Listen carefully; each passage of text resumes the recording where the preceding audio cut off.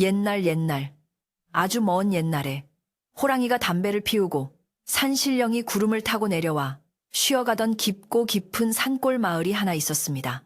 이 마을은 워낙 산세가 험하고 골이 깊어 해가 중천에 떴다가도 금세 산봉우리 뒤로 숨어버리기 일쑤였는데 마을 어귀에는 수백 년 묵은 느티나무가 떡하니 버티고 서서 오가는 사람들을 굽어보곤 했습니다. 그 마을 가장 높은 곳, 인적조차 드문 산자락 끝에는 비바람을 겨우 피할 정도로 허름한 초가집 한 채가 외롭게 서 있었는데 그곳에는 말을 하지 못하는 청년 달수가 홀로 살고 있었습니다. 달수는 태어날 때부터 소리를 듣지 못하거나 말을 하지 못하는 병을 앓고 있었지만 눈빛만큼은 새벽 옹달샘처럼 맑고 깊어서 마을 사람들은 그를 벙어리 총각이라 부르면서도 속으로는 짠하게 여기며 아꼈습니다. 달수는 부모님을 일찍 여의고 물려받은 재산이라고는 비가 새는 오두막과 녹슨 낫 한 자루가 전부였기에 하루하루를 산에서 나무를 하거나 약초를 캐며 겨우 입에 풀칠을 했습니다. 비록 입을 열어 유창하게 말을 건넬 수는 없었지만 그는 산짐승이 다치면 제 옷을 찢어 감싸주고 길 가던 노인이 무거운 짐을 지고 가면 말없이 다가가 짐을 빼서 짊어지는 착한 심성을 가지고 있었습니다. 마을 사람들은 달수가 지게를 지고 내려오는 모습을 보면 손짓 발짓으로 인사를 건네거나 주먹밥 하나라도 쥐어주곤 했는데 달수는 그때마다 허리를 깊숙이 숙여 고마움을 표하고는 수줍게 웃으며 다시 산길을 오르곤 했습니다. 그의 삶은 고요한 산처럼 조용했고 계절이 바뀌는 소리만이 그의 곁을 지키는 유일한 벗이었습니다. 어느 해 늦가을 겨울채비를 서둘러야 할 무렵에 하늘이 잔뜩 찌푸리더니 심상치 않은 바람이 불어오기 시작했는데 달수는 백감을 조금이라도 더 마련하기 위해 평소보다 깊은 산속으로 발걸음을 옮겼습니다. 마른 나뭇가지를 주워지게에 가득 채우고 약초 뿌리라도 몇 개 더 캐볼 요량으로 절벽 근처를 서성거릴 때 갑자기 마른 하늘에서 천둥이 치더니 굵은 빗방울이 후두둑 떨어지기 시작했습니다. 산속의 날씨는 여자의 마음처럼 변덕스럽다지만 이날의 비바람은 마치 하늘이 노하여 땅을 집어삼킬 듯이 거세게 몰아쳐서 달수는 서둘러 바위 틈으로 몸을 피해야만 했습니다.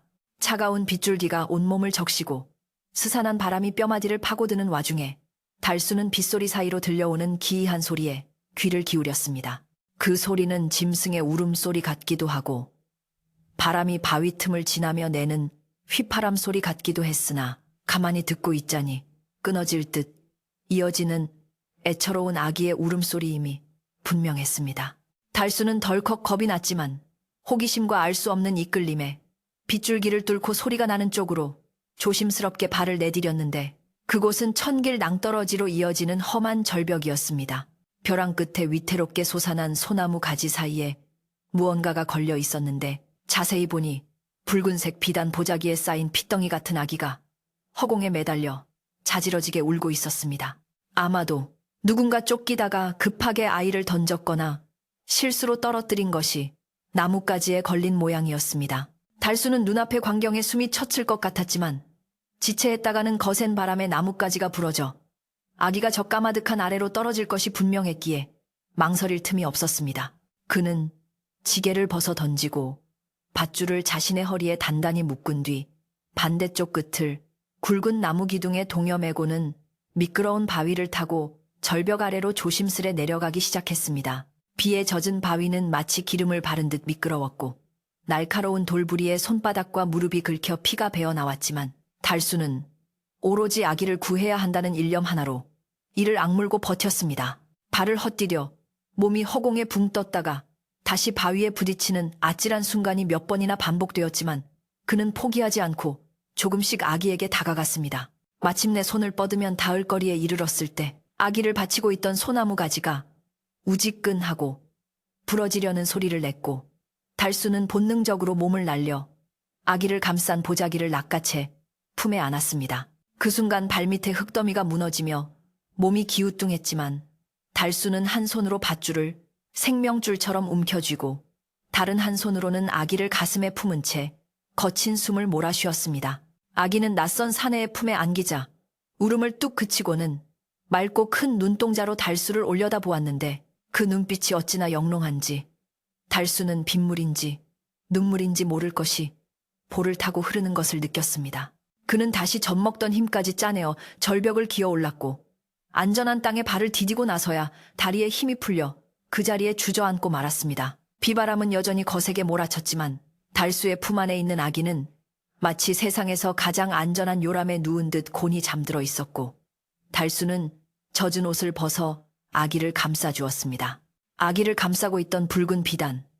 보자기는 흙탕물에 얼룩져 있었지만 그 안에 수놓아진 금실 문양은 한눈에 봐도 예사 물건이 아님을 짐작게 했고 아기의 목에는 용이 조각된 옥패가 걸려 있었습니다. 달수는 이 아기가 보통 집안의 자식이 아님을 직감했지만 지금 당장은 이 작은 생명을 살리는 것이 무엇보다 중요했기에 서둘러 아기를 품에 안고 산을 내려왔습니다. 어둠이 짙게 깔린 산길을 내려오면서 그는 수없이 미끄러지고 넘어졌지만 아기가 다칠까봐 넘어지는 순간에도 등을 바닥에 대거나 몸을 웅크려 아기를 보호했습니다. 마을에 도착했을 때는 이미 한밤중이었고 집집마다 불이 꺼져 칠흑 같은 어둠만이 마을을 감싸고 있었지만 달수의 오두막 부엌에서는 희미한 불빛이 새어나오고 있었습니다.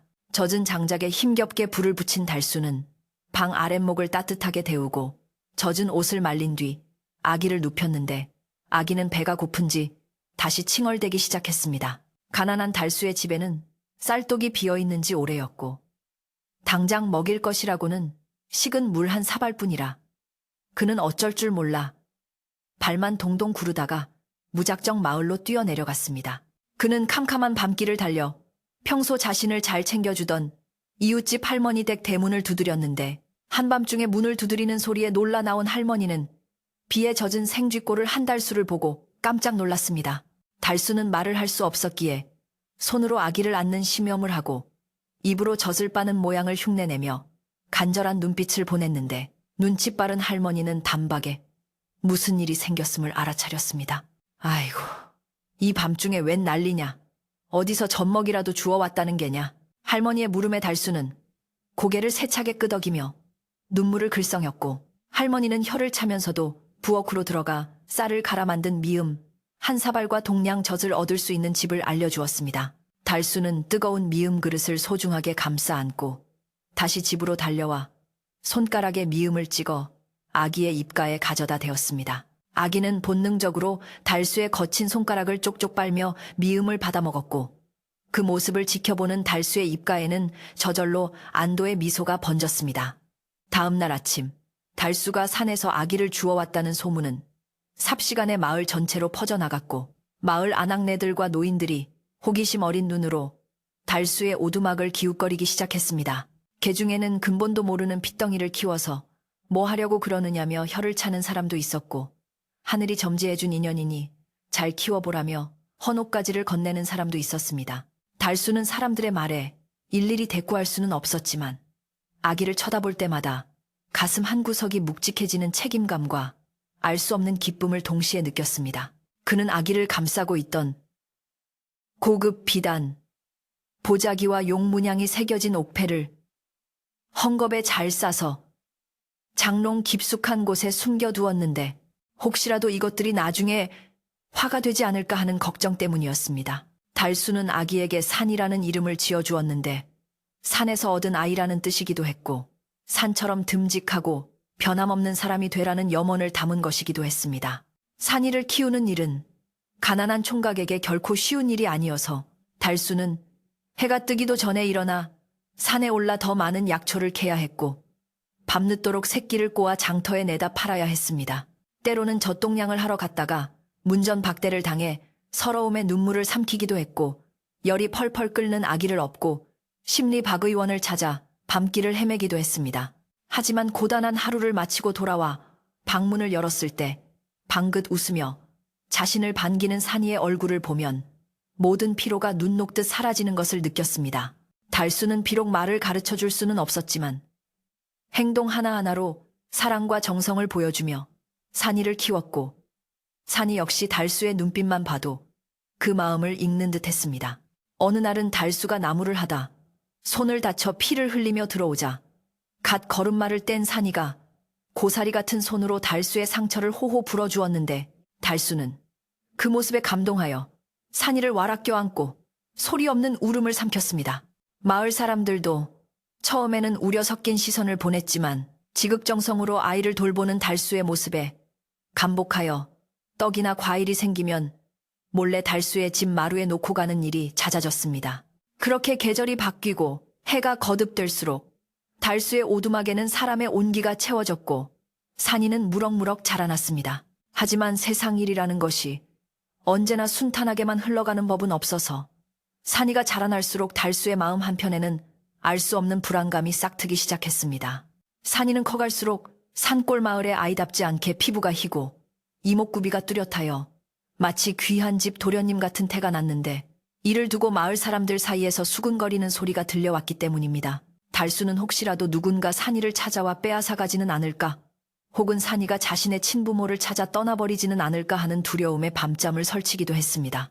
특히 장롱 깊은 곳에 숨겨둔 옥패를 꺼내어 닦을 때면 그 차가운 감촉이 언젠가 다가올 이별을 예고하는 것만 같아 가슴이 서늘해지곤 했습니다. 겨울이 지나고 다시 봄이 찾아와 산천의 진달래가 흐드러지게 피던 날, 달수는 산이를 지게 위에 태우고 꽃구경을 나섰습니다. 산이는 달수의 등 뒤에서 크르르 웃으며 꽃잎을 따서 달수의 머리에 꽂아주었고, 달수는 그런 산이의 재롱에 세상 모든 근심을 잊고 행복한 미소를 지었습니다. 바람이 불어와 꽃비가 내리는 산길을 걸으며 달수는 마음속으로 맹세했습니다. 비록 자신은 가진 것 없는 벙어리지만 이 아이만큼은 그 누구보다 귀하고 바르게 키우겠노라고, 어떤 시련이 닥쳐와도 자신의 목숨을 바쳐 지켜내겠노라고 다짐했습니다. 그렇게 두 사람의 평화롭지만 위태로운 행복은 깊은 산속의 고요함처럼 천천히 그리고 깊게 뿌리 내리고 있었습니다.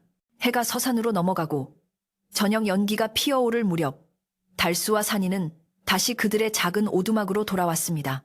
아궁이에 불을 지피자 굴뚝으로 하얀 연기가 피어올랐고 따뜻해진 방 안에는 구수한 숭늉 냄새가 퍼져나갔습니다. 달수는 곤히 잠든 산이의 머리맡에 앉아 헝클어진 머리카락을 쓸어 넘겨주며 창호지 문 너머로 들려오는 바람 소리에 귀를 기울였습니다. 그 바람 소리는 마치 7년 전 그날 밤 절벽에서 들었던 소리처럼 들리기도 했고, 앞으로 다가올 거친 운명의 소용돌이를 예고하는 듯도 하여 달수는 잠시 멍하니 허공을 응시했습니다. 밤은 깊어가고 산골 마을의 고요함 속에 달수와 산이의 숨소리만이 나직하게 울려 퍼지는 밤이었습니다. 세월은 흐르는 물과 같고 쏘아보낸 화살과도 같아서 어느덧 강산이 변한다는 10년이 채 되기도 전인 7해라는 시간이 훌쩍 지나가 버렸습니다. 그동안 달수의 허름한 초가집 지붕에는 박이 주렁주렁 열리기도 했고 비바람에 사가 내린 짚을 몇 번이나 새로 얹기도 했지만 달수와 산이의 정은 그 낡은 지붕의 두께보다 훨씬 더 두텁고 단단하게 쌓여갔습니다.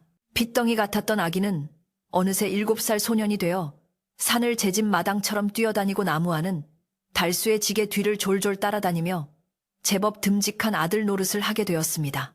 산이는 비록 거친 삼배옷을 입고 산나물로 끼니를 때우며 자랐지만 그 생김새만큼은 흙 속에서 캐낸 진주처럼 맑고 고귀한 태가 흘러 마을 사람들의 눈길을 사로잡곤 했습니다. 산이는 하나를 가르치면 열을 깨우치는 총명함을 가지고 있었는데 글을 배울 형편이 못되어 서당 근처에도 가지 못했지만 어깨 너머로 들리는 글, 읽는 소리를 곧잘 따라하곤 했습니다.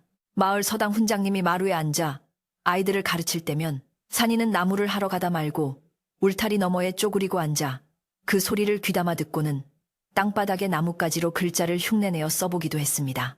달수는 그런 산이의 모습이 기특하면서도 한편으로는 제대로 공부를 시켜주지 못하는 자신의 처지가 안타까워 남몰래 가슴을 치며 속을 태우기도 했습니다. 하지만 산이는 그런 아버지를 위로하려는 듯 고사리 같은 손으로 달수의 거친 손을 잡고 밝게 웃어 보이며 아버지가 세상에서 제일 좋은 스승님이에요 라고 말해 달수의 눈시울을 붉게 만들곤 했습니다. 그러던 어느 날 마을에 심상치 않은 바람이 불어오기 시작했는데 그 바람의 진원지는 다름 아닌 마을에서 가장 부유하고 욕심 많기로 소문난 최 영감의 기와집이었습니다. 최 영감은 마을의 논밭을 절반이나 소유하고 있으면서도 소작농들에게 높은 소작료를 뜯어내기로 악명이 높았고 관아의 관리들과 결탁하여 마을 사람들을 괴롭히는 일에 앞장서던 위인이었습니다. 그는 평소에도 벙어리인 달수를 무시하며 제 집 머슴 부리듯 하려 들었는데 달수가 묵묵히 제 할 일만 하며 고분고분하지 않자 내심 벼르고 있던 터였습니다. 그러던 차에 최영감의 눈에 7살이 된 산이가 들어왔고 산이의 남다른 생김새와 총명함은 최영감의 비릿한 호기심과 탐욕을 자극하기에 충분했습니다. 어느 화창한 오후 최영감은 뒷짐을 지고 거드름을 피우며 마을 어귀를 거닐다가 냇가 바위에 앉아 나뭇가지로 흙바닥에 무언가를 쓰고 있는 산이를 발견하게 되었습니다. 최영감이 슬그머니 다가가 보니 아이는 흙바닥에 놀랍게도 어려운 한자를 막힘없이 써내려가고 있었는데 그 필체가 어른 못지않게 힘이 있고 수려하여 최영감은 저도 모르게 감탄사를 내뱉을 뻔했습니다. 네 이놈, 그 글은 누구에게 배웠느냐? 벙어리 아비가 가르쳤을 리는 만무하고 도둑질하듯 서당 담벼락에서 훔쳐 배운 것이냐? 최영감의 앙칼진 호통에도 산이는 놀란 기색 없이 자리에서 일어나 공손하게 허리를 숙여 인사한 뒤 또렷한 목소리로 대답했습니다. 어르신, 배움에는 주인이 없으니 훔쳤다는 말은 당치 않습니다. 바람결에 들려오는 소리를 마음에 담았을 뿐입니다. 산이의 당돌하면서도 이치에 맞는 대답에 최영감은 말문이 막히는 한편 이 아이가 예사아이가 아님을 본능적으로 직감했습니다. 저런 촌구석 벙어리 밑에서 저런 물건이 나올 리가 없다. 필시 무슨 곡절이 있는 아이일게야. 최영감의 머릿속에는 뱀처럼 교활한 생각이 스쳐 지나갔는데 만약 이 아이가 귀한 집 자손이라면 그 부모를 찾아주고 한몫 단단히 챙길 수도 있을 것이고 그게 아니라면 영특한 머리를 이용해 자신의 집안일을 봐줄 종으로 삼아도 좋겠다는 계산이 섰기 때문입니다. 최영감은 곰방대를 털며 음흉한 미소를 지었고 그날 이후로 마을에는 달수와 산이를 둘러싼 흉흉한 소문이 안개처럼 피어오르기 시작했습니다. 소문은 발 없는 말이 되어 천리를 간다고 했듯이 최영감이 퍼뜨린 이야기는 순식간에 마을 우물가와 주막으로 퍼져나가 사람들의 입방아에 오르내렸습니다. 그거 들었나? 달수 그 벙어리 녀석이 키우는 아이 말일세. 그게 사실은 달수가 어디 양반집에서 유괴해온 아이라네. 아이고, 설마 그 순한 달수가 그랬을까? 그래도 아이 때깔을 보면 천한 것들하고는 다르긴 하더구먼. 최영감 말이 7년 전 비바람 치던 날 달수가 보따리 하나를 몰래 들고 오는 걸 본 사람이 있다지 뭔가. 그게 필시 훔쳐온 아이일 거야. 사람들은 처음에는 반신반의했지만 최영감이 워낙 확신에 차서 이야기하고 다니는 통에 점차 달수를 의심의 눈초리로 바라보기 시작했습니다. 달수는 영문도 모른 채 마을 사람들의 싸늘해진 시선을 감내해야 했는데 장터에 나무를 팔러 나가도 사람들이 수군거리며 피하거나 제값을 주지 않고 쫓아내기 일쑤였습니다. 달수는 억울함에 가슴이 터질 것 같았지만 말을 할 수 없으니 그저 답답한 가슴만 탕탕 칠 뿐이었고 집에 돌아와 잠든 산이의 얼굴을 보며 소리 없는 눈물을 삼키는 날들이 늘어갔습니다. 그는 7년 전 절벽에서 아이를 구했을 때 느꼈던 그 불안감이 마침내 현실로 다가오고 있음을 직감했고 어쩌면 이 평화로운 생활이 곧 끝날지도 모른다는 공포에 휩싸였습니다. 달수는 밤마다 방문을 걸어 잠그고 장롱 깊숙이 숨겨둔 붉은 비단, 보자기와 옥패를 꺼내어 어루만지며 이것들이 산이를 지켜줄 방패가 될지 아니면 산이를 쳤자맬 족쇄가 될지 알 수 없어 깊은 한숨을 내쉬었습니다. 그러던 어느 날 저녁, 해가 지고 어둠이 깔릴 무렵 달수의 오두막 살인문 밖에서 누군가 조심스럽게 기척을 냈습니다. 달수가 문을 열어보니 7년 전 젖동량을 도와주었던 옆집 할머니가 잔뜩 겁에 질린 표정으로 서 있었는데 할머니는 주위를 두리번거리며 재빨리 방 안으로 들어와 문을 닫았습니다. 달수야, 내 말 잘 들어라. 지금 최영감이 관아에 사람을 보내서 네가 양반집 아이를 유괴했다고 고발하려 한단다. 내일이면 포졸들이 들이닥칠지도 몰라. 할머니의 말은 마른 하늘의 날벼락과도 같아서 달수는 그 자리에 주저앉아 사시나무 떨듯 떨기 시작했습니다. 할머니는 달수의 손을 꼭 잡으며 네가 아무리 억울해도 입이 없으니 변명도 못할 터이고 저 독한 영감이 작정하고 덤비니 당해낼 재간이 있겠느냐. 차라리 아이를 데리고 오늘 밤 당장 떠나는 게 어떻겠니? 라고 떨리는 목소리로 권했습니다. 하지만 달수는 고개를 가로저었는데 산속 생활에 익숙한 자신은 어디든 갈 수 있지만 아직 어린 산이를 데리고 정처 없이 떠돌다가는 아이를 고생만 시킬 것이 뻔했기 때문입니다. 게다가 자신이 도망친다면 그것은 곧 죄를 인정하는 꼴이 되어 산이마저 도둑의 자식이라는 멍해를 쓰고 평생을 숨어 살아야 한다는 생각이 들었습니다. 달수는 결연한 눈빛으로 할머니를 바라보며 자신이 결코 죄를 짓지 않았음을, 그리고 산이를 지키기 위해 끝까지 맞서겠다는 뜻을 손짓으로 전했습니다. 할머니는 그런 달수의 고집을 꺾을 수 없음을 알고 안타까워하며 그렇다면 내일 관가 사람들이 올 때를 대비해서 아이와 관련된 물건이 있다면 꽁꽁 숨기거나 없애버려라. 그게 빌미가 될 수도 있으니 라고 당부하고는 어둠 속으로 사라졌습니다. 그날 밤 달수는 잠을 이루지 못하고 뜬 눈으로 밤을 지새웠는데 옆에서 곤히 잠든 산이의 숨소리만이 방안을 가득 채우고 있었습니다. 산이는 꿈속에서 무엇이 그리 좋은지 가끔 빙그레 웃기도 했는데 달수는 그 평화로운 얼굴을 보며 가슴이 미어지는 듯한 아픔을 느꼈습니다. 그는 자리에서 일어나 호롱불 심지를 돋우고 장롱 깊숙한 곳에서 낡은 괴짝을 꺼내어 그 안에 들어있던 비단 보자기와 옥패를 꺼냈습니다. 촛불 아래서 영롱하게 빛나는 옥패의 용무늬는 마치 살아서 꿈틀거리는 듯했고 비단 보자기에 수놓아진 금실은 여전히 찬란한 빛을 발하고 있어 달수는 이 물건들이 산이의 진짜 신분을 밝혀줄 유일한 증거임을 다시 한번 확인했습니다. 하지만 할머니의 말대로 이 물건들이 오히려 최영감에게 좋은 먹잇감이 될 수도 있다는 생각에 달수는 갈등에 휩싸였습니다. 이것들을 들켰다가는 아이를 훔친 명백한 증거로 몰릴 수도 있었고 반대로 이것들을 없애버린다면 산이가 훗날 자신의 뿌리를 찾을 길을 영영 잃어버리게 되는 것이었습니다. 달수는 옥패를 가슴에 품고 한참을 고민하다가 결국 이것들을 없애는 대신 자신의 목숨을 걸고서라도 끝까지 지키기로 마음먹었습니다. 그는 옥패와 보자기를 다시 기름종이에 꼼꼼히 싸서 방바닥 구들장 및 비밀스러운 공간에 깊이 묻고는 그 위에 흙을 덮고 돗자리를 깔아 아무도 눈치채지 못하게 감추었습니다. 다음 날 아침, 마을의 공기는 여느 때와 달리 무겁고 차갑게 가라앉아 있었고 새들조차 숨을 죽인 듯 고요했습니다. 달수는 평소처럼 아침밥을 지어 산이와 함께 먹었지만 밥알이 모래알처럼 까끌까끌하여 목구멍으로 넘어가지 않았습니다. 산이는 달수의 어두운 표정을 읽고 걱정스러운 듯 물었습니다. 아버지, 어디 편찮으세요? 제가 오늘은 산에 가서 약초를 캐올까요?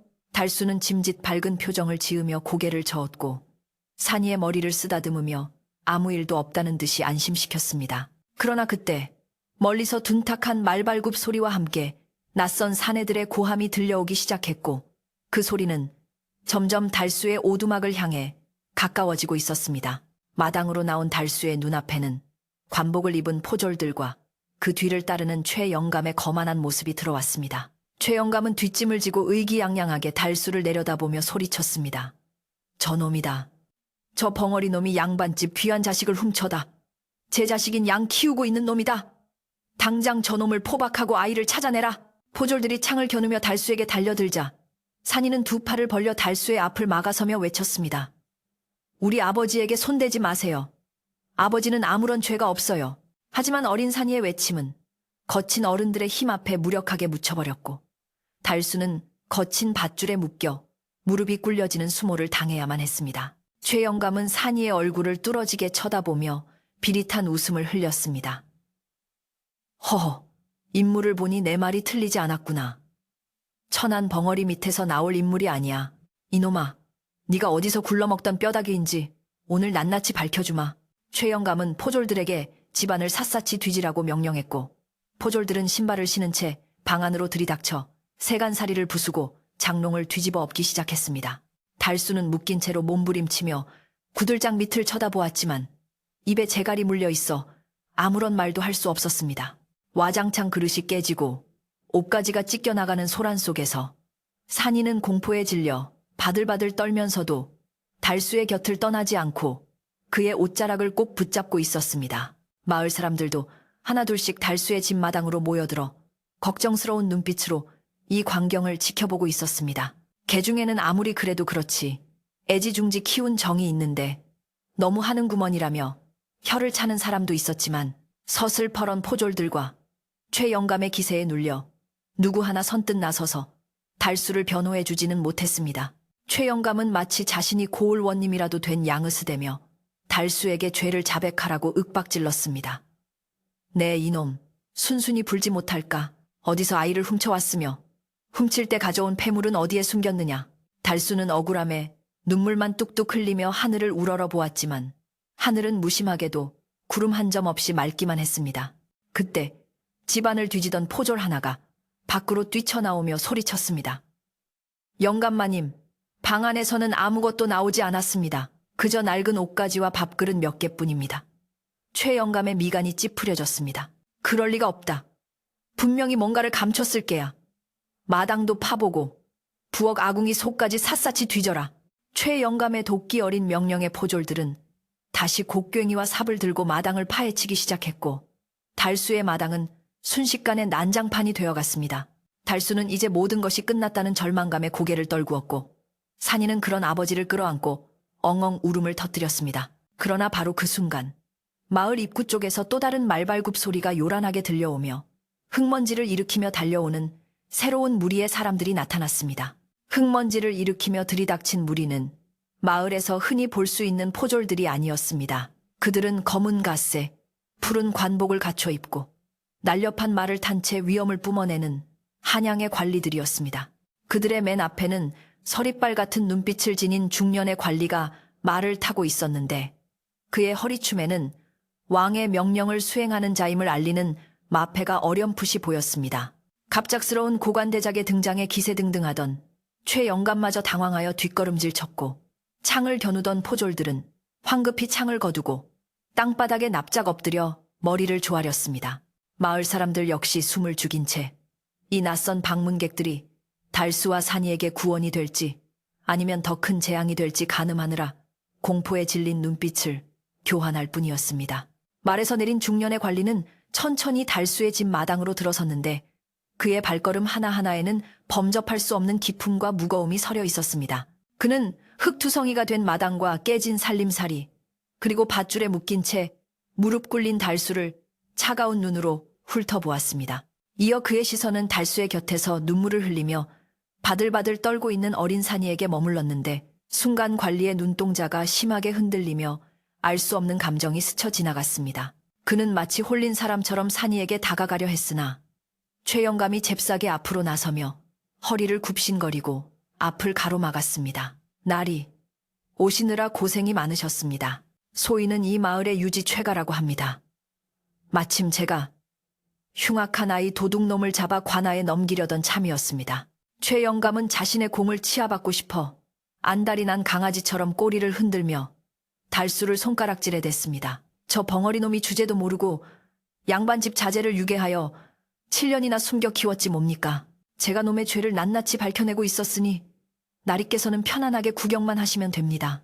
최 영감은 달수를 흉악범으로 몰아가며 상황을 자신에게 유리하게 끌고 가려 했지만 관리는 최 영감의 말을 듣는 둥 마는 둥 하며 싸늘한 목소리로 입을 열었습니다. 물러가라.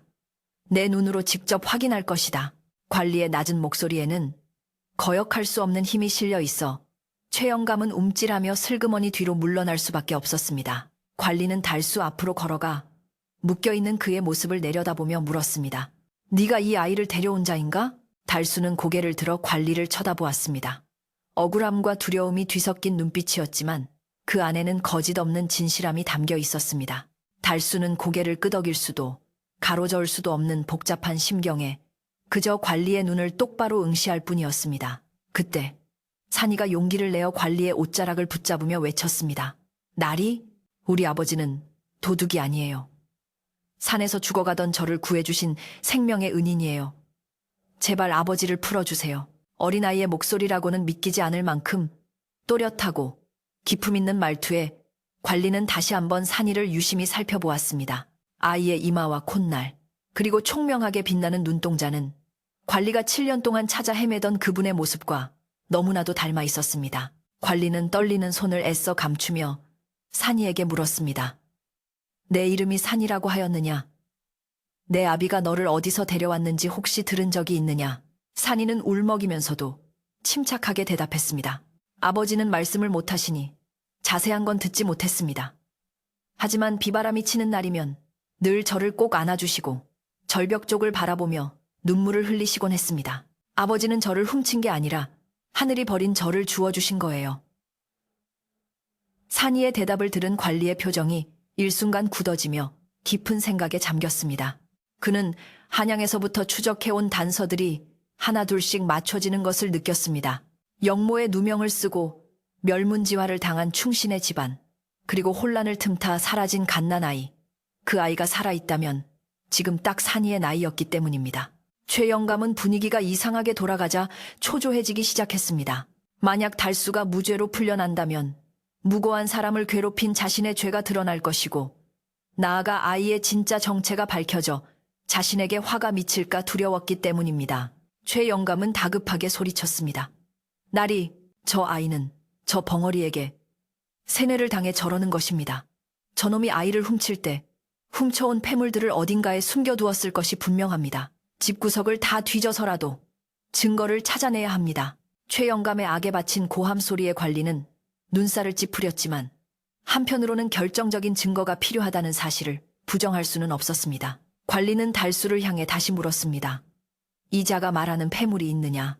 만약 네가 아이를 구한 것이 사실이라면 아이가 지니고 있던 물건을 가지고 있을 터. 그것을 내놓아라. 달수는 입술을 깨물며 갈등했습니다.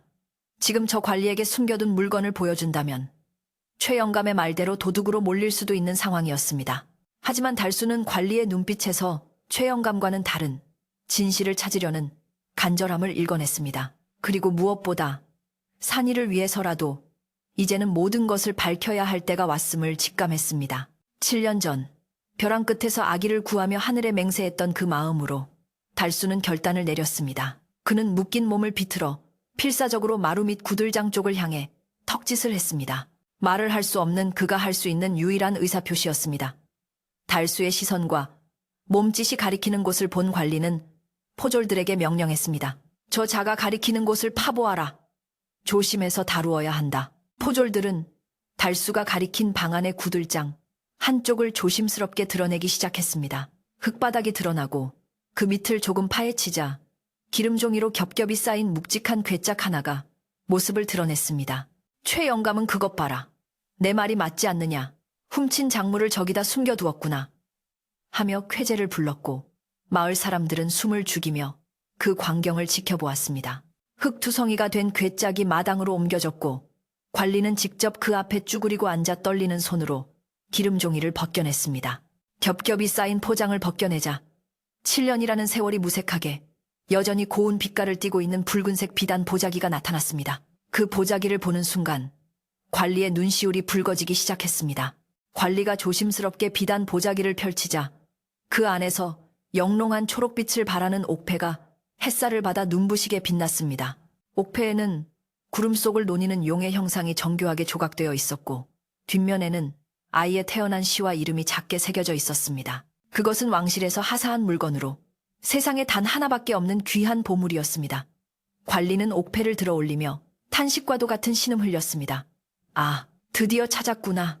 하늘이 도우셨어. 관리의 반응에 최 영감의 얼굴은 사색이 되었고 의기양양하던 기세는 온데간데 없이 사라져버렸습니다. 그는 상황이 자신의 예상과 정반대로 흘러가고 있음을 깨닫고 식은땀을 줄줄 흘리기 시작했습니다. 관리는 옥패를 산이에게 보여주며 물었습니다. 얘야, 이것이 무엇인지 아느냐? 산이는 고개를 갸웃거리며 옥패를 바라보더니 신기한 듯 손을 뻗어 만져보았습니다.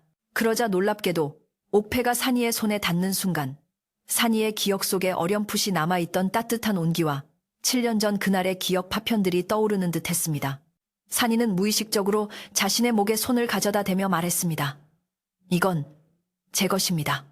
아버지가 가끔 밤에 몰래 꺼내보시며 울던 그 물건이에요.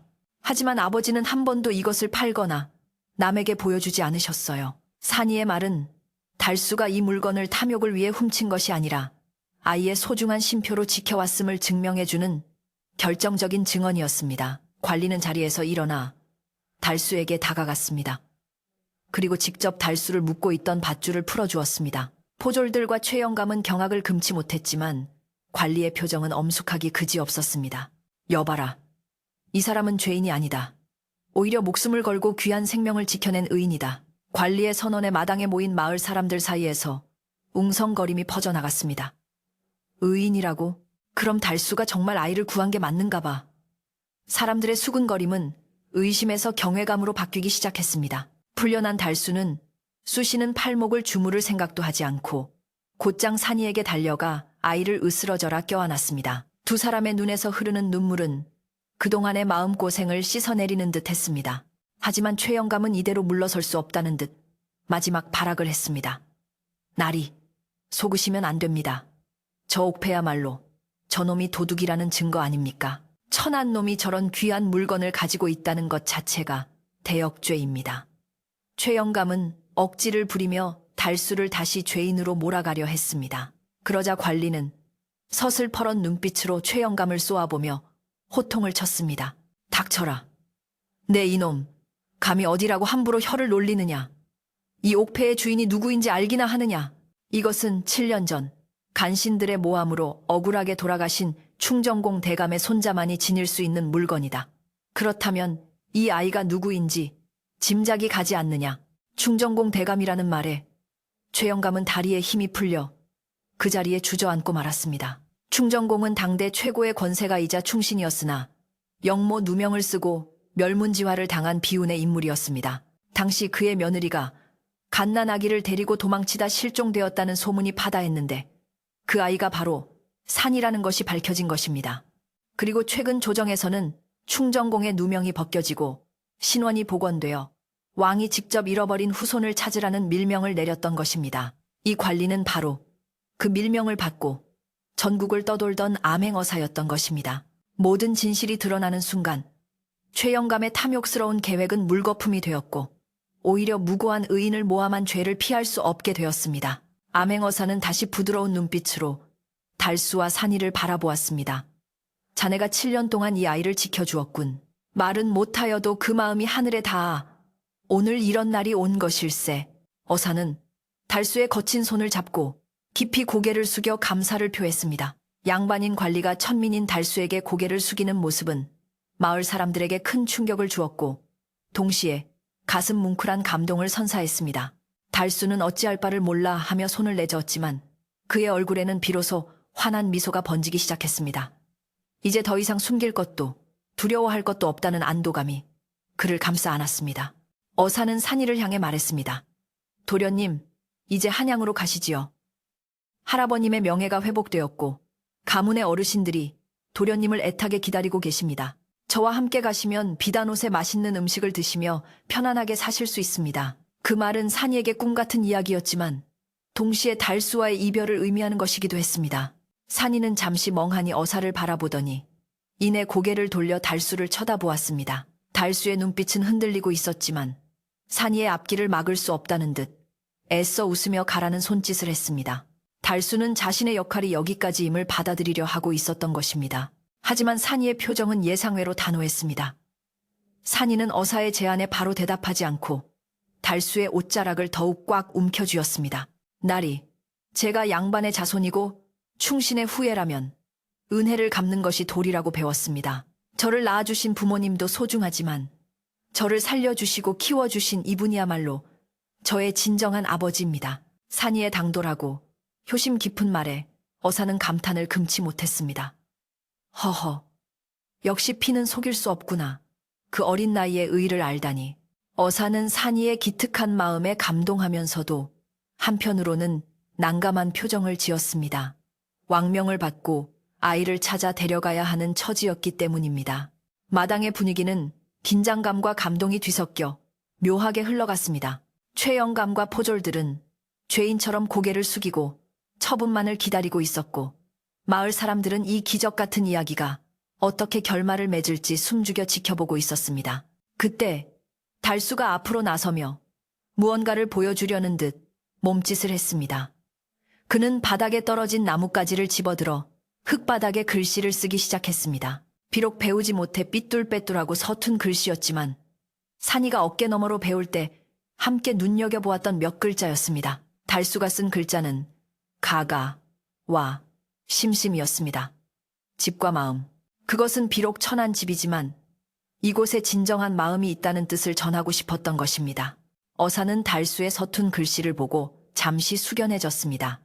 그리고 결단을 내린 듯 고개를 끄덕였습니다. 알겠다. 억지로 떼어놓는 것은 하늘의 뜻을 거스르는 일이지. 내 오늘 밤은 이곳에서 머물며 자초지종을 더 듣고 내일 날이 밝는 대로 한양에 장계를 올려 이 일을 고하겠다. 그리고 죄 없는 사람을 모함하고 관아의 힘을 빌려 사리사욕을 채우려 한 자들에게는 엄중한 벌을 내릴 것이다. 어사의 서슬퍼런 호통이 다시 한번 마당을 울리자 최 영감은 비명조차 지르지 못하고 바닥에 엎어져 벌벌 떨었습니다. 그렇게 소란스럽던 오후가 지나가고 마을에는 다시 저녁 노을이 붉게 물들기 시작했습니다. 하지만 그날의 노을은 여느 때와 달리 더욱 붉고 장엄하게 느껴졌습니다.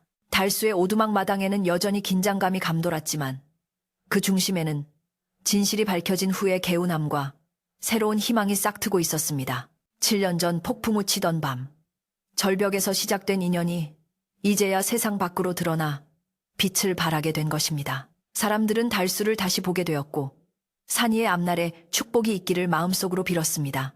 어사는 관아의 포졸들을 시켜 최 영감과 그 일당을 옥에 가두게 하고 달수의 집마당을 정리하도록 했습니다. 부서진 장독과 찢어진 문종이가 다시 제자리를 찾아가고 달수의 오두막은 예전의 고즈넉한 모습을 되찾아갔습니다. 하지만 달수와 산이 그리고 그들을 지켜보는 마을 사람들의 마음은 예전과는 확연히 달라져 있었습니다. 그것은 거대한 폭풍이 지나간 뒤에 맑은 하늘처럼 시련을 겪어낸 사람들만이 가질 수 있는 단단한 평온함이었습니다. 달수는 어사를 위해 비록 거칠지만 정성 가득한 저녁상을 차리기 위해 부엌으로 향했고 산이는 그런 아버지의 뒷모습을 든든하게 지켜보았습니다. 이제 곧 다가올 밤은 그 어느 때보다 길고 깊은 이야기를 품게 될 것이었습니다. 어스름한 저녁빛이 산골 마을을 보라색으로 물들이기 시작할 무렵 달수의 오두막 마당은 그 어느 때보다 밝은 횃불로 환하게 밝혀졌습니다. 낮 동안 마을을 공포와 긴장으로 몰아넣었던 관리들의 고함 소리와 최 영감의 악다구니는 사라지고 그 자리를 채운 것은 마을 사람들의 미안함 섞인 웅성거림과 안도하는 한숨소리였습니다. 7년 전 갓난아기를 안고 나타난 달수를 의심하고 최근에는 최 영감의 헛소문에 휘둘려 그를 도둑으로 몰았던 마을 사람들은 죄책감에 고개를 들지 못하고 쭈뼛거리며 마당 주변을 서성였습니다. 하지만 암행어사는 너그러운 표정으로 마을 사람들을 손짓해 부르며 오늘 이 자리는 죄인을 벌하는 자리가 아니라 숨겨진 의인을 칭송하고 잃어버린 귀한 혈육을 찾은 경사스러운 자리이니 모두 들어와 함께하라고 명했습니다. 그제야 마을 사람들은 하나둘씩 마당 안으로 들어와 달수에게 다가갔고 개중에는 달수의 거친 손을 잡고 눈물을 흘리며 사죄하는 노인들도 있었습니다. 최 영감과 그를 따르던 하인들은 포승줄에 굴비 엮이듯 줄줄이 엮여 마당 한 구석에 무릎을 꿇고 있었는데 그들의 표정은 마치 도살장에 끌려온 소처럼 공포와 절망으로 가득 차 있었습니다. 어사는 마을 사람들이 모두 보는 앞에서 다시 한번 엄숙한 목소리로 판결을 내렸습니다. 저 최가놈은 자신의 부를 믿고 관아의 힘을 빌려 무고한 백성을 핍박하고 탐욕에 눈이 멀어 충신의 후손을 해하려 했으니 그 죄가 하늘을 찌른다. 당장 저놈들을 관아에 옥에 가두고 그 재산을 몰수하여 억울하게 빼앗긴 소장농들에게 돌려주며 일부는 달수와 산이를 위해 쓰도록 하라. 어사의 서리빨 같은 명령이 떨어지자 포졸들이 최 영감을 끌고 나갔고 최 영감은 아이고 나리 한 번만 살려주십시오 하며 비명을 질렀지만 마을 사람들은 그 누구도 동정의 눈길을 보내지 않았습니다. 오히려 그동안 묵은 체증이 내려가듯 시원해하는 표정들이 역력했습니다. 최 영감 일당이 마을 어귀 너머로 사라지자 집안에는 비로소 진정한 평화가 찾아왔고 마을 아낙네들은 누가 먼저랄 것도 없이 집으로 달려가 먹을거리를 가져오기 시작했습니다.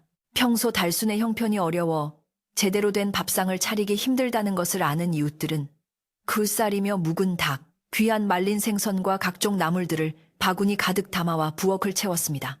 달수의 좁은 부엌은 순식간에 마을 잔치판처럼 분주해졌고 굴뚝에서는 구수한 밥 짓는 냄새와 고깃국 끓는 냄새가 피어올라 온 마을을 감싸 안았습니다. 달수는 난생 처음 겪어보는 이러한 환대와 관심에 어쩔 줄 몰라 하며 부엌과 마당을 오가며 엉거주춤 서 있었지만 그의 얼굴에는 감출 수 없는 행복한 미소가 은은하게 번지고 있었습니다.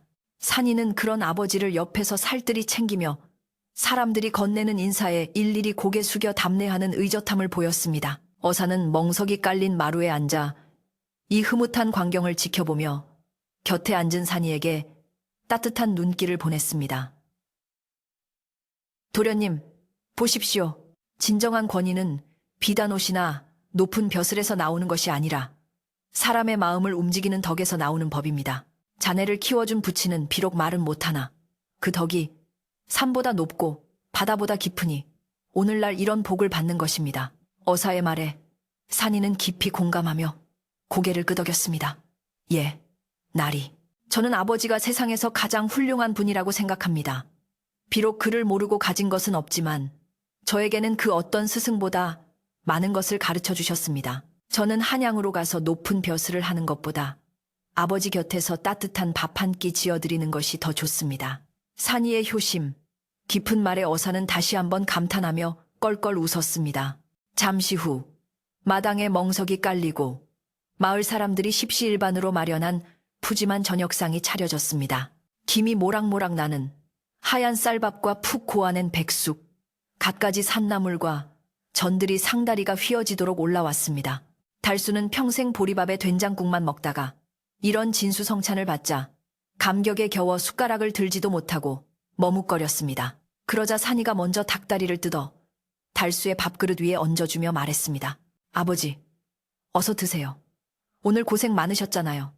이건 아버지가 다 드셔야 해요. 그 모습에 주변에 있던 마을 사람들은 코끝이 찡해져 훌쩍거리기도 했고 어사 역시 흐뭇한 미소를 지으며 술잔을 기울였습니다. 달수는 떨리는 손으로 닭고기를 집어 입에 넣었고 그 맛은 단순히 음식의 맛이 아니라 지난 7년간의 고생을 보상받는 위로의 맛이었습니다. 식사가 무르익어가자 마을 촌장이 조심스럽게 술병을 들고 나와 어사에게 권하며 말했습니다. 나리, 저희가 우매하여 달수의 참모습을 모르고 하마터면 큰 죄를 지을 뻔했습니다. 이렇게 귀한 분을 모시고도 몰라 뵈었으니 부끄럽기 짝이 없습니다. 어사는 술잔을 받아 단숨에 비우고는 촌장을 향해 말했습니다. 사람이 살다 보면 눈이 흐려질 때도 있는 법이지요. 중요한 것은 잘못을 깨달았을 때 바로잡는 용기입니다.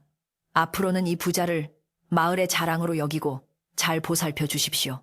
이 아이는 장차 나라의 큰 기둥이 될 인재이니 마을 전체가 힘을 모아 지켜주어야 할 것입니다. 어사의 당부에 촌장과 마을 사람들은 앞다퉈 그러하겠노라고 맹세했고 달수와 산이를 바라보는 눈빛에는 존경과 애정이 가득 담기게 되었습니다. 달수는 술이 몇 순배 돌고 분위기가 무르익자 자리에서 일어나 방으로 들어가더니 낡은 퉁소를 하나 들고 나왔습니다. 그는 말을 할 수 없는 대신 기쁘거나 슬플 때면 퉁소를 불곤 했는데 오늘은 그 소리가 유난히 맑고 구성지게 들렸습니다. 달빛이 교교하게 쏟아지는 마당에서 달수가 부는 퉁소 소리는 밤하늘로 퍼져나가 사람들의 마음금을 울렸습니다. 그 소리에는 7년 전 비바람 치던 밤의 두려움, 아이를 품에 안았을 때의 따스함, 세상의 편견에 맞서야 했던 서름, 그리고 마침내 찾아온 평온함이 고스란히 녹아 있었습니다. 사람들은 숨을 죽이고 달수의 연주를 경청했고 어떤 말보다도 진한 감동이 그들의 가슴을 적셨습니다. 산이는 아버지의 퉁소 소리에 맞춰 나직하게 노래를 흥얼거렸는데 그 모습은 마치 한 폭의 그림처럼 아름다웠습니다. 연주가 끝나자 우레와 같은 박수가 쏟아졌고 달수는 수줍게 웃으며 퉁소를 내려놓았습니다. 어사는 박수를 치며 말했습니다. 내 한양에 내로라 하는 악공들의 연주를 수없이 들어보았지만 오늘처럼 마음을 울리는 소리는 처음 듣네. 자네는 말은 이렇으나 하늘의 소리를 얻었구먼. 어사의 극찬에 달수는 얼굴을 붉히며 고개를 숙였습니다. 밤이 깊어가면서 마을 사람들은 하나둘씩 집으로 돌아갔고 마당에는 타닥타닥 타오르는 모닥불과 어사, 달수, 산이 세 사람만이 남게 되었습니다. 북적이던 잔치의 열기가 가라앉고 차분한 정적이 감돌자 세 사람은 못다한 이야기를 나누기 위해 마루에 둘러앉았습니다. 어사는 이제 앞으로의 거취에 대해 진지하게 물었습니다. 도련님, 그리고 달수자네, 이제 어찌할 텐가? 내일이면 나는 도련님을 모시고 한양으로 떠나야 하네. 임금님께서 도련님을 기다리고 계시고 가문의 명예를 되찾으려면 하루라도 빨리 입궁해야 하네. 어사의 말에 달수의 표정이 어두워졌습니다. 그는 산이를 보내야 한다는 것을 머리로는 알고 있었지만 가슴으로는 받아들이기가 너무나 힘들었습니다. 산이는 달수의 손을 꼭 잡고 어사를 똑바로 쳐다보며 말했습니다. 나리, 저는 한양으로 가지 않겠습니다. 제게는 이곳이 집이고 달수 아버지가 저의 유일한 가족입니다. 할아버님의 명예를 되찾는 것도 중요하지만 낳은 정보다 기른 정이 더 크다는 말이 있듯이 저를 버리지 않고 키워주신 아버지를 홀로 두고 떠날 수는 없습니다. 산이의 완강한 태도에 어사는 난처한 기색을 보였습니다. 도련님의 효심은 지극하나 이는 왕명이 걸린 일이라 거역할 수가 없네. 게다가 자네는 귀한 신분이니 이곳 산골에서 평생을 나무꾼으로 살 수는 없는 노릇 아닌가. 달수 자네도 아이의 앞길을 막고 싶지는 않을 테지. 어사가 달수에게 의견을 묻자 달수는 괴로운 표정으로 고개를 끄덕였습니다. 그는 산이가 자신 때문에 좁은 산골에 갇혀 지내는 것을 원치 않았습니다. 달수는 떨리는 손으로 산이의 어깨를 감싸 쥐고 손짓으로 가라고, 더 넓은 세상으로 나가라고 떠밀었습니다. 눈에는 눈물이 가득 고인 채 입모양으로 가거라, 가서 훌륭한 사람이 되어라 라고 말하는 듯 했습니다. 하지만 산이는 요지부동이었습니다. 아버지, 제가 한양에 가서 비단 옷을 입고 고기 반찬을 먹는다고 한들 아버지가 여기서 홀로 외롭게 지내신다면 제 마음이 편하겠습니까? 그것은 호강이 아니라 지옥일 것입니다. 정절을 데려가시려거든 아버지도 함께 모시고 가게 해주십시오. 그렇지 않다면 저는 죽어도 이곳을 떠나지 않겠습니다. 산이가 눈물을 흘리며 단호하게 말하자 달수도 어사도 말문이 막혔습니다. 어사는 잠시 깊은 생각에 잠기더니 무릎을 탁 치며 말했습니다. 그래, 그 방법이 있었구나. 내가 왜 그 생각을 못했지? 충정공 대감의 댁은 한양에서도 으뜸가는 큰 저택이니 달수 자네 하나 거두는 것은 일도 아닐세. 게다가 자네는 도련님의 생명의 은인이니 가문의 상전으로 모셔도 부족함이 없지. 어사의 제안에 산이의 얼굴이 환하게 밝아졌습니다. 정말입니까? 아버지와 함께 갈 수 있는 것입니까? 산이가 되묻자 어사는 너털 웃음을 터뜨리며 고개를 끄덕였습니다. 그렇고 말고 내 임금님께 잘 말씀드려 자네 부자가 함께 살 수 있도록 주선하겠네. 달수 자네도 거절하지 말게. 이것은 자네가 베푼 덕에 대한 마땅한 보답일세. 달수는 어안이 벙벙하여 두 사람을 번갈아 보다가 산이가 기뻐하며 자신의 품에 안기자 그제야 안도의 한숨을 내쉬었습니다. 헤어지지 않아도 된다는 사실, 앞으로도 계속 산이 곁에 있을 수 있다는 사실이 달수에게는 그 어떤 부귀영화보다 큰 선물이었습니다. 그렇게 길고 길었던 하루가 저물고 오두막에는 깊은 밤의 고요가 찾아왔습니다. 어사는 사랑방에서 잠을 청하고 달수와 산이는 안방에 나란히 누웠습니다. 창호지 문 너머로 풀벌레 우는 소리가 정겹게 들려오고 아궁이의 잔열이 방바닥을 따끈하게 데워주었습니다. 산이는 달수의 가슴에 얼굴을 묻고 조용히 속삭였습니다. 아버지, 고마워요. 저를 지켜주셔서. 한양에 가서도 우리 절대 헤어지지 말고 평생 같이 살아요. 달수는 대답 대신 산이의 등을 토닥여주며 거칠어진 손으로 아이의 부드러운 머리카락을 쓸어 넘겼습니다. 그의 눈가에는 행복의 눈물이 맺혀 베개를 적셨습니다. 그날 밤 달수는 꿈을 꾸었습니다. 7년 전 폭풍우 치던 절벽이 아니라 따뜻한 햇살이 비치는 넓은 기와집 마당에서 산이가 관복을 입고 환하게 웃으며 자신에게 달려오는 꿈이었습니다. 꿈속에서 달수는 말을 할 수 있었고 산이에게 사랑한다, 내 아들아 라고 큰 소리로 외쳤습니다. 그 목소리는 산골짜기를 메아리쳐 세상 끝까지 퍼져나가는 듯 했습니다. 달수와 산이가 잠든 방 안에는 낡은 호롱불만이 가물거리며 두 사람의 평온한 잠자리를 지켜주고 있었고 마당에 남은 모닥불의 불씨는 사그라들면서도 따스한 온기를 남겨 내일 아침 떠오를 새로운 태양을 기다리고 있었습니다. 새벽녘, 닭 울음소리가 멀리서 들려오기 시작했습니다. 이제 곧 날이 밝으면 그들은 정든 산골 오두막을 떠나 새로운 세상으로 발걸음을 옮길 것입니다. 하지만 그것은 이별이 아니라 더 크고 단단한 가족이 되기 위한 여정의 시작임을 달수도 산이도 그리고 그들을 지켜본 밤하늘의 별들도 모두 알고 있었습니다. 7년간의 고단했던 산골 생활은 이제 아름다운 추억으로 남게 될 것이고 그들의 앞날에는 꽃길만이 펼쳐질 것이라는 기분, 좋은 예감이 감도는 새벽이었습니다. 이튿날 아침, 산골 마을의 태양이 붉게 떠오르며 오두막의 낡은 지붕 위로 따스한 햇살을 비추기 시작했습니다. 그 햇살은 7년 전 그날처럼 눈부셨지만 달수와 산이의 마음에는 그때와는 전혀 다른 벅찬 감정이 차올랐습니다. 떠날 채비를 마친 두 사람은 정들었던 오두막 구석구석을 어루만지며 마지막 작별 인사를 건넸습니다. 비바람을 막아주던 흙벽, 밥을 지어 먹던 검게 그을린 아궁이, 그리고 산이가 걸음마를 배우던 팻마루까지 그 어느 것 하나 소중하지 않은 것이 없었습니다. 달수는 묵묵히 마당에 자풀을 한 번 더 뽑아주고 뒤뜰에 장독대를 닦으며 이곳에서의 고단했지만 행복했던 기억들을 마음속 깊이 갈무리했습니다. 비록 몸은 떠나지만 이곳에서 쌓은 추억은 영원히 그들의 가슴 속에 남아 삶을 지탱해줄 단단한 뿌리가 될 것임을 알았기 때문입니다. 마을 어귀에는 이른 아침부터 달수와 산이를 배웅하려는 마을 사람들로 인산인해를 이루고 있었습니다. 7년 전 젖동량을 주었던 할머니는 쌈짓돈을 털어 산 엿을 산이의 손에 쥐어주며 눈시울을 붉혔고, 촌장은 달수의 손을 꼭 잡고 가서도 우리를 잊지 말게, 자네는 우리 마을의 자랑일세라며 목이 메어 말을 잇지 못했습니다. 달수는 말을 할 수 없는 대신 사람들의 손을 일일이 잡아주며 그 따뜻한 체온으로 자신의 고마움을 전했습니다. 사람들은 달수가 탄 말이 보이지 않을 때까지 손을 흔들며 서 있었고, 달수와 산이 역시 몇 번이나 뒤를 돌아보며 정든 고향 산천을 눈에 담았습니다. 산길을 내려가는 내내 산새들이 지저귀며 그들의 앞길을 축복해주는 듯했고, 바람은 부드럽게 불어와 이별의 아쉬움을 달래주었습니다. 한양으로 가는 길은 멀고도 험했지만 달수와 산이에게는 생애 처음으로 떠나는 설레는 여행이기도 했습니다. 달수는 난생 처음 타보는 말이 어색하여 엉거주춤했지만 앞서가는 산이의 듬직한 뒷모습을 보며 안도감을 느꼈습니다. 그들은 맑은 시냇물이 흐르는 계곡에서 잠시 쉬어가기도 하고 주막에 들러 국밥 한 그릇으로 배를 채우기도 하며 천천히 한양을 향해 나아갔습니다.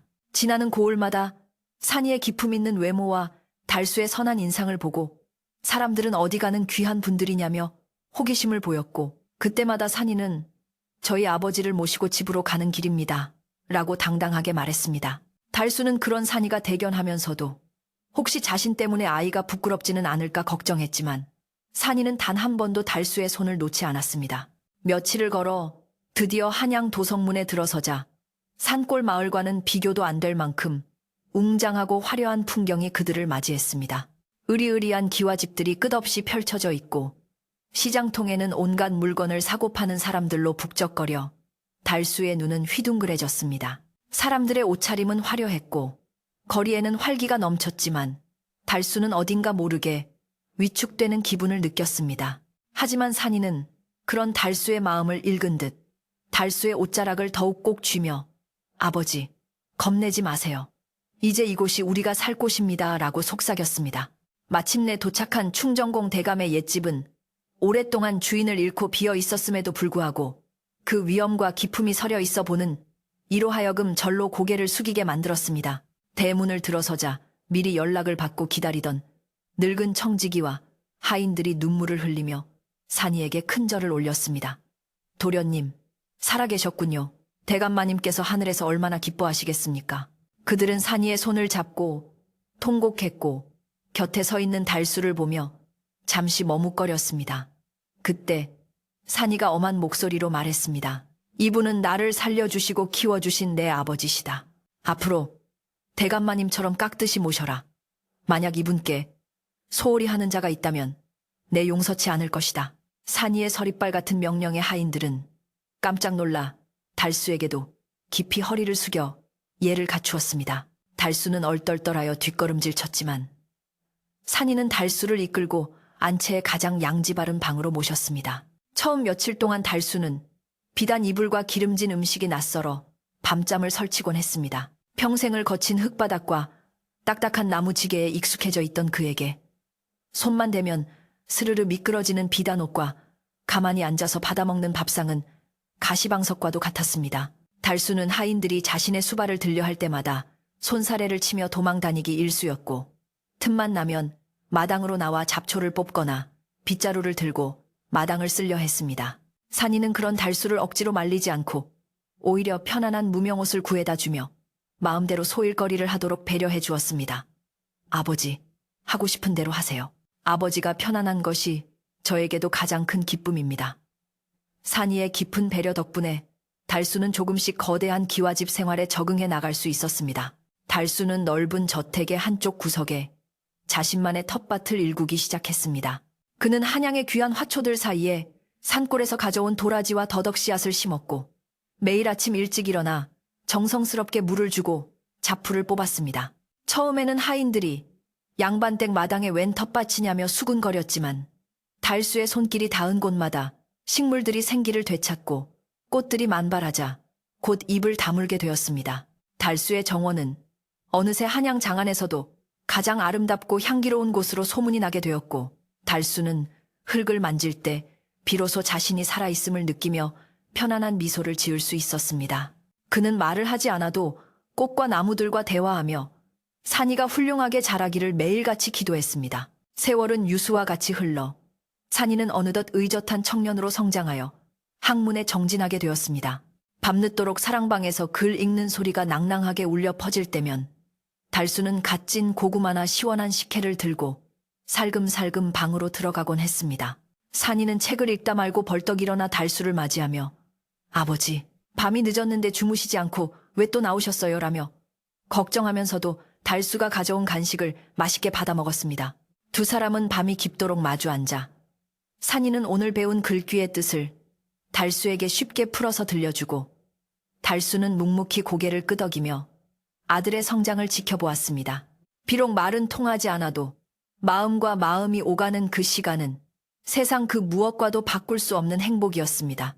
드디어 산이가 과거 시험을 보는 날이 다가왔습니다. 전국에서 내로라 하는 인재들이 모여 실력을 겨루는 과거장에서 산이는 떨리는 마음을 다잡고 붓을 들어 내려갔습니다. 그의 글에는 달수가 보여주었던 희생과 사랑, 그리고 7년간 산골에서 자연과 함께하며 배운 이치들이 고스란히 담겨 있었습니다. 산이의 답안은 심사관들의 마음을 움직였고 마침내 임금님께서 직접 산이를 장원 급제자로 선발하셨습니다. 이 글에는 백성을 사랑하는 참된 마음이 담겨 있구나. 잃어버린 충신의 혈육이 이토록 훌륭하게 자라주었으니 내 마음이 참으로 기쁘다. 임금님의 칭송과 함께 산이는 어사화를 머리에 꽂고 금에 환향하게 되었습니다. 장원 급제한 산이가 말을 타고 집으로 돌아오는 날, 한양거리는 구경 나온 사람들로 발 디딜 틈이 없었습니다. 달수는 대문 앞에 서서 목을 길게 빼고 아들이 오기만을 기다렸는데 저 멀리서 풍악 소리와 함께 위풍당당한 산이의 모습이 보이자 눈물이 앞을 가려 제대로 볼 수가 없었습니다.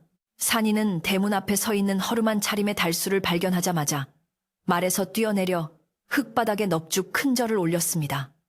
아버지, 소자가 장원 급제하여 돌아왔습니다.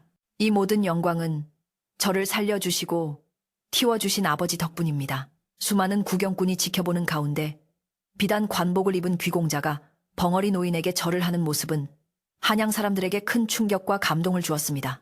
그날 이후로 달수의 이야기는 전설처럼 퍼져나가 사람들은 그를 침묵의 성인이라 부르며 존경하게 되었습니다. 고관대작들이 산이의 집에 찾아와 인사를 할 때도 산이는 항상 달수를 상석에 모시고 이분이 제 진정한 부친입니다라고 소개했습니다. 개중에는 달수의 초라한 행색을 보고 콧방귀를 뀌는 자들도 있었지만 산이는 정색하며 겉모습으로 사람을 판단하는 자는 내 벗이 될 자격이 없다며 단호하게 꾸짖어 돌려보냈습니다. 산이의 지극정성 덕분에 달수는 늙어서도 외롭지 않았고 누구의 눈치도 보지 않으며 당당하게 저택의 어른으로 대접받으며 살 수 있었습니다. 달수는 가끔 옥패를 꺼내어 닦으며 7년 전 절벽에서의 선택이 틀리지 않았음을, 그리고 자신의 인생이 결코 헛되지 않았음을 확인하곤 했습니다. 어느 눈 내리는 겨울밤, 산이는 정무를 마치고 일찍 퇴근하여 달수의 방을 찾았습니다. 방 안에는 따뜻한 아랫목에 화로가 놓여 있었고 달수는 돋보기를 쓰고 산이가 사다 준 그림책을 보고 있었습니다. 산이는 관복을 벗고 편안한 옷으로 갈아입은 뒤 달수의 곁에 앉아 화로에 밤을 구웠습니다. 타닥타닥 밤이 익어가는 소리와 창호지 문 밖으로 들리는 바람 소리가 어우러져 방 안은 더욱 아늑하게 느껴졌습니다. 아버지, 기억나세요? 옛날 산골 오두막에서 눈이 많이 오면 이렇게 밤을 구워 먹었잖아요. 그때는 추워서 서로 꼭 껴안고 잤는데 지금은 이렇게 따뜻한 방에 있으니 참 좋네요. 산이의 말에 달수는 빙그레 웃으며 고개를 끄덕였습니다. 달수는 잘 구워진 밤을 까서 산이의 입에 넣어주었고 산이는 호호 불어가며 밤을 받아 먹었습니다. 달수의 손은 이제 쭈글쭈글하고 검버섯이 피어 있었지만 산이에게는 세상에서 가장 따뜻하고 아름다운 손이었습니다. 산이는 달수의 손을 잡고 자신의 볼에 비비며 말했습니다. 아버지, 오래오래 사셔야 해요. 제가 더 높은 벼슬에 오르고 더 출세해도 저에게는 아버지가 구워주시는 군밤 하나가 더 소중합니다. 달수는 아들의 깊은 효심에 눈시울이 붉어졌지만 이제는 슬픔의 눈물이 아니라 감사의 눈물이었습니다. 그는 하늘을 향해 마음속으로 빌었습니다. 이 행복이 영원하기를, 그리고 다음 생에도 다시 이 아이의 아비로 태어날 수 있기를 간절히 소망했습니다. 밤이 깊어가고 한방눈은 소복소복 쌓여 세상의 모든 소리를 덮어버렸습니다. 달수와 산이는 화로를 사이에 두고 도란도란 이야기를 나누다 스르르 잠이 들었습니다. 산이의 머리맡에는 달수가 덮어준 이불이 따뜻하게 감싸져 있었고 달수의 얼굴에는 평온함 그 자체인 미소가 머물러 있었습니다. 그들의 모습은 마치 한 폭의 평화로운 그림과도 같아서 지켜보는 이가 있다면 절로 마음이 놓일 그런 풍경이었습니다. 거친 폭풍우 속에서 시작된 인연은 이제 따뜻한 온돌방에서 평화로운 안식을 맞이하며 완성되었습니다. 세상의 부귀영화도 높은 권세도 두 사람 사이에 흐르는 끈끈한 정보다는 귀하지 않았습니다. 옛날 옛적 말 못하는 착한 청년이 절벽에서 구한 아기는 훌륭한 재상이 되어 나라를 다스렸고 그 청년은 아들의 지극한 효도를 받으며 천수를 누렸다고 합니다. 지금도 그 산골 마을에는 비바람이 치는 날이면 절벽 위에서 아기 울음소리가 들린다는 전설이 있지만 그것은 슬픈 울음이 아니라 새로운 희망을 알리는 힘찬 울음이라고 사람들은 믿고 있습니다. 그리고 한양의 그 옛집 터에는 지금도 봄이 되면 이름 모를 들꽃들이 흐드러지게 피어나는데 사람들은 그것이 달수가 심었던 사랑의 씨앗이 퍼진 것이라며 그곳을 지날 때마다 마음속으로 소원을 빈다고 합니다. 이제 긴 이야기가 끝을 맺을 시간이 되었습니다. 달수와 산이가 따뜻한 방에서 곤히 잠든 것처럼 여러분도 이제 모든 근심 걱정을 내려놓고 포근한 이불 속으로 들어가세요. 창밖의 바람 소리는 자장가가 되고 밤하늘의 별들은 여러분의 꿈길을 지켜줄 것입니다. 오늘 밤 여러분의 꿈속에도 달수와 산이의 따뜻한 화로가 놓여 있기를, 그리고 사랑하는 사람의 온기가 가득하기를 바랍니다. 편안하고 깊은 잠 주무시길. 안녕히 주무세요.